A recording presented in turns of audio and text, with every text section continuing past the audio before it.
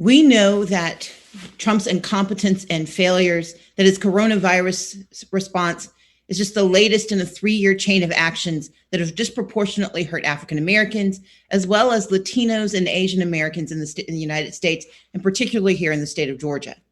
His incompetence and his failures have inflicted disaster after disaster on African Americans, and that's never been more apparent than in the last several months. In the midst of his chaotic pandemic response, the coronavirus has disproportionately impacted the African American community, both in terms of contraction of the disease as well as death. And we know that we're not alone, that Latino populations, particularly in North and South Georgia, are also seeing disproportionate rates of infection, particularly because of his cold-hearted determination to send people back to work before they had access to the resources they needed.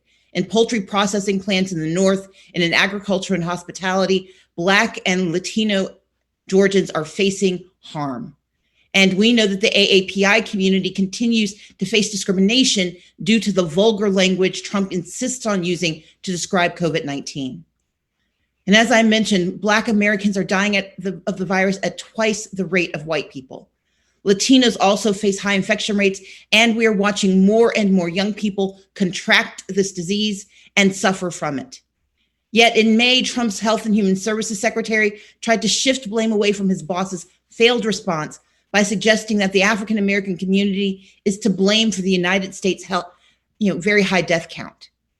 But we know that the health impacts are only the first of the challenges, that in the midst of this public health crisis, we are also watching an economic collapse.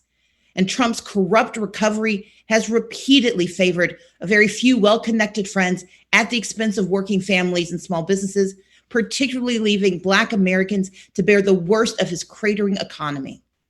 The United States saw the widest gap in unemployment rates for African Americans and whites in 5 years in June. Nearly 3 million fewer Black Americans were employed last month than in February.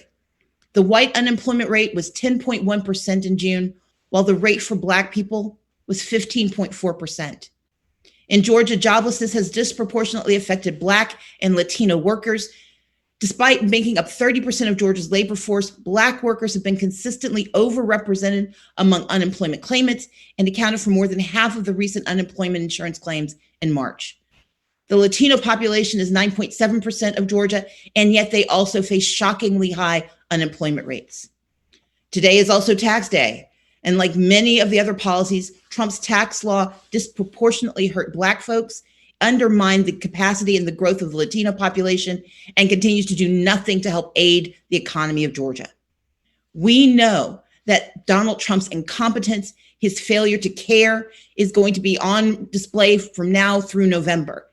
We know, for example, just yesterday, he walked back even further any concern about racial justice in the United States, essentially denying the disproportionate rate that African Americans face at the hands of law enforcement.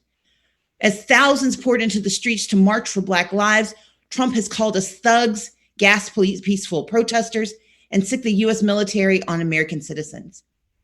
But we have an opportunity.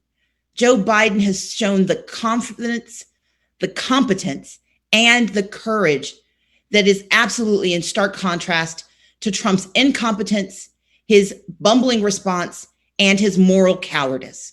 We are looking forward to a President Joe Biden because Georgia cannot afford 4 more years of Trump and 4 more years of a governor who seeks only Trump's favor and does nothing to improve the lives of Georgians, the people he was called to serve. We know that the challenges we face in the state of Georgia are being replicated around the country, and we know that together we can elect leaders, starting with Joe Biden, who see and believe in all Georgians, who are willing to invest and understand that if there is disproportionate harm, there must be disproportionate response.